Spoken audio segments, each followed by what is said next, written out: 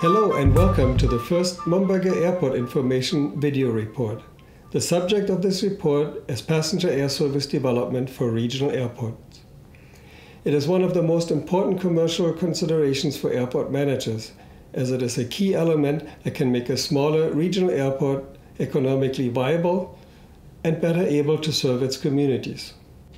So, what goes into a successful air service development program? Airports need to make a compelling case to airlines to convince them to start new routes, especially at airports that are not currently in their network. There are issues such as unknown markets, allocation of expensive aircraft, and human resources. Airlines are very bottom line oriented, and they often have short-term expectations when it comes to return on investment on new services. We will illustrate a successful air service development program by using one regional airport as a case study, the region of Waterloo International Airport, which is about 70 kilometers or 42 miles west of Toronto's Pearson International Airport, Canada's largest international gateway. We spoke to the airport manager, an airline, a regional government leader, and passengers in the wake of a breakthrough success in air service development, the launch of twice-daily regional jet service between Waterloo and Chicago O'Hare, connecting the local airport to a major U.S. destination and, via its hub there, to the world.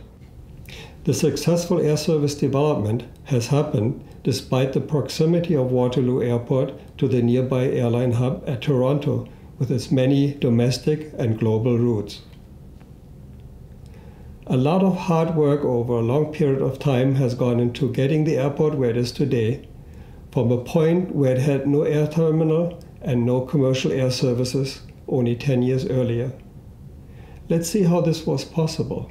We've spent a lot of effort and money on understanding what our market is, and which was really key to everything we've done. I would say it's a really nice mix between business and pleasure. We have obviously some quite large industries here in the region that does have quite a high propensity for travel, business-wise.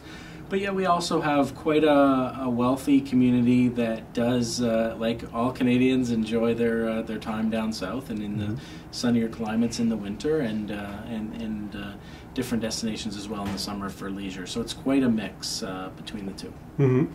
Now, how does the proximity of Pearson International Airport affect your efforts to draw travelers to your airport and airlines as well? Well, it's both good and bad. I liken it to if someone wants to buy a product, being an airline ticket, travel to somewhere, they can do that by going, an hour down the road on most days. Some days longer than an hour. So we have to work a little bit harder to try and get those people to use their hometown airport, and it's not difficult to do. People really do love the convenience of the smaller airports. So far the airport's really nice, and I chose to fly out of here because I'm going to Ottawa today, and I thought it would be a lot faster to fly out of here rather than shuttle to Toronto. I like it. It's close to home, the traffic is good, the parking is good, it's small, it's quick, it's convenient. I like it a lot. Airfares here were a little more expensive, but by the time you factor in a shuttle cost round trip, it's pretty even, and plus you gain a few hours of time as well. How closely do you work with the various sectors of the community, including business organization, economic development offices, and so on? Yeah, that's huge. Very, very close. We have what's called our Airport Business Advisory Committee, and they're made up of I think about 20 to 25 leaders of businesses, educational institutions, chambers of commerce, those types of organizations, Communitech. And we meet twice a year. We try to meet twice a year to basically it's a forum for us to reach out to these very influential people, but also it's for them to give us direction on what are their needs, what are their travel needs, what should we be working on. And quite frankly, the first meeting that I attended some 3 years ago as the airport manager, I asked them point blank, Northwest had just suspended service to Detroit. They were some were quite upset with that, and I said, help me help you. where do you want to fly to? And Chicago was the number one suggestion. It's a huge hub. You can get anywhere in the world from there. Plus, there's a significant O&D travel market to Chicago as well, which is really key. And we had some previous discussions with American, and also American sales team for Canada had been into a local tech company here in the region, and they asked, how can we get more of your business? And they told them, quite frankly, put airplanes in Waterloo. With our regional sales initiative, we kind of go with a boots on the ground approach, where we have folks such as myself doing sales calls with the airport staff. So with Sandra McCauley and Chris Wood, we would actually go out and meet with some of the corporate entities in town, as well as also the local travel agencies, which I was surprised to learn, there's over, I think, 80 travel agencies within a 50-kilometer radius of just this airport. So there had been some sort of discussions at the sales level. We had made some introductions with the network planners. We had help from within American at the sales level to push as well, saying we think this is an opportunity. There are companies here that will use us if we put airplanes there. So that always helped, having an internal push. But also the fellow we met with at one network conference, he really liked what we had to say, and he liked the potential here.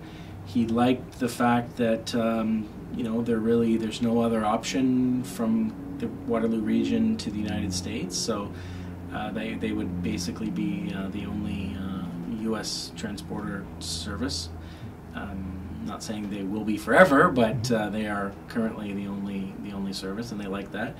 But they also said that Toronto is routinely one of their highest yielding markets in the system. So they understand these are the same people that are flying through Toronto. It's just we're making it easier for them. So they saw the real potential in it, and we went back, did some further work, and they're here. One of the biggest battles one has when starting a new route is raising the airport awareness. When the general public are, I guess, have it ingrained in their mind that Pearson is the only option, you have a hard time swaying that opinion. So what we did was we had YKF put under the Toronto All Airports banner code and on our website, and soon, hopefully, that we'll have that on with passed through IATA, so that it will go under all GDS systems such as Sabre. So when one looks up YTO or Toronto, they will see YKF as an option rather than having to look for it manually.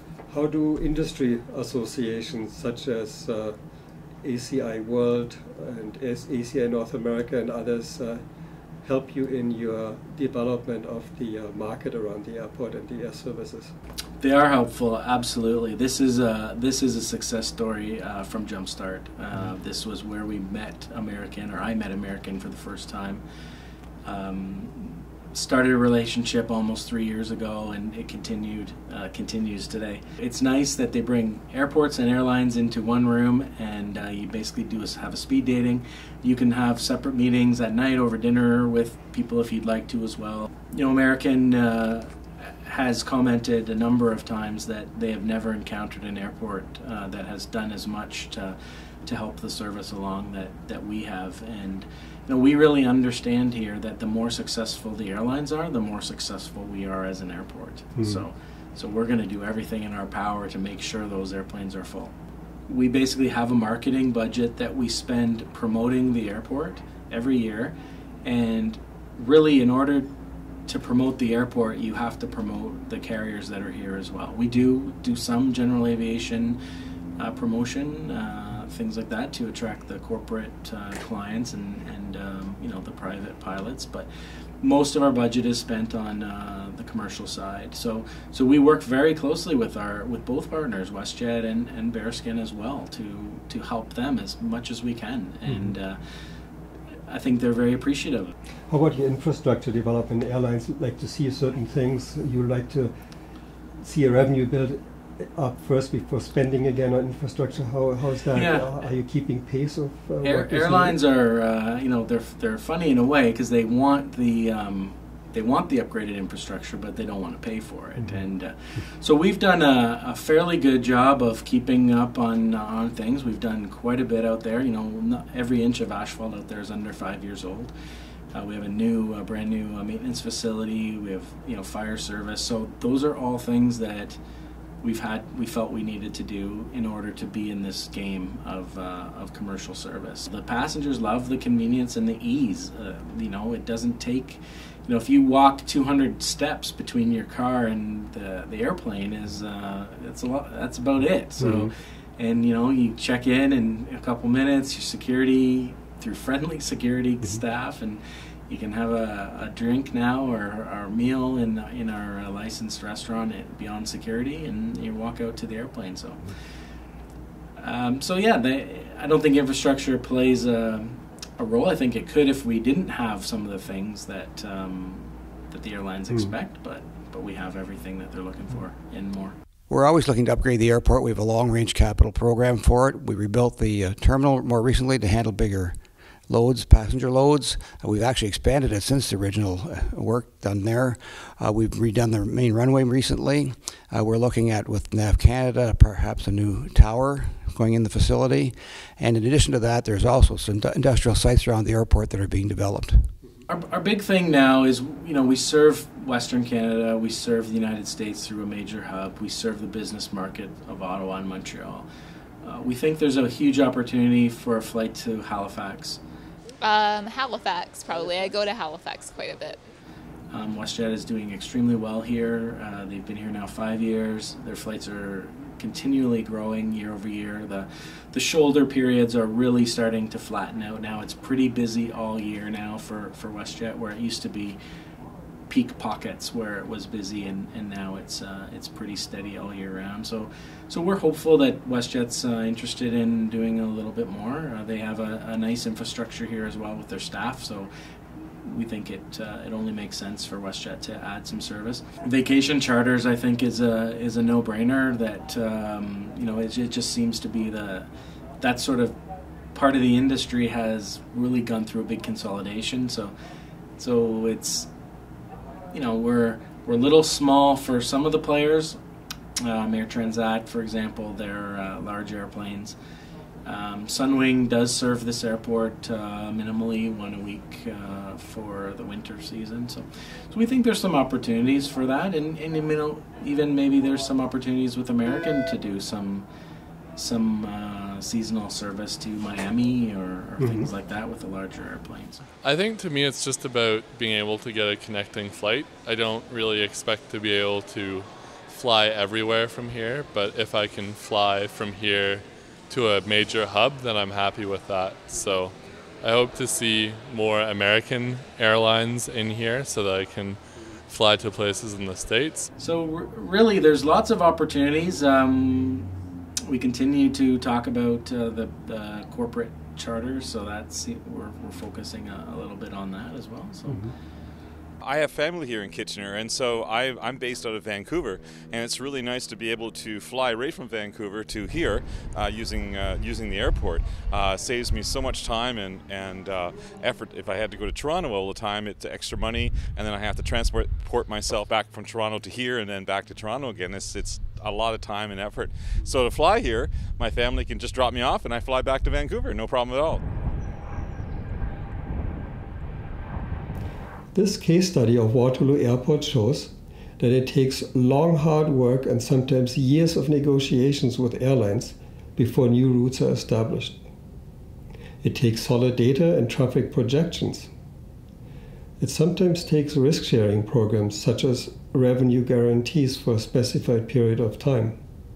It certainly requires appropriate air terminal facilities and equipment. But most of all, it takes the support of the entire local community and government to make a compelling case to airlines before they are prepared to allocate resources to new markets and new routes. Only in combination with all of these elements has this and other successful airports accomplished the goal of connecting their communities to more parts of the world and thereby contributing to the local economic prosperity. Thank you very much for watching this report.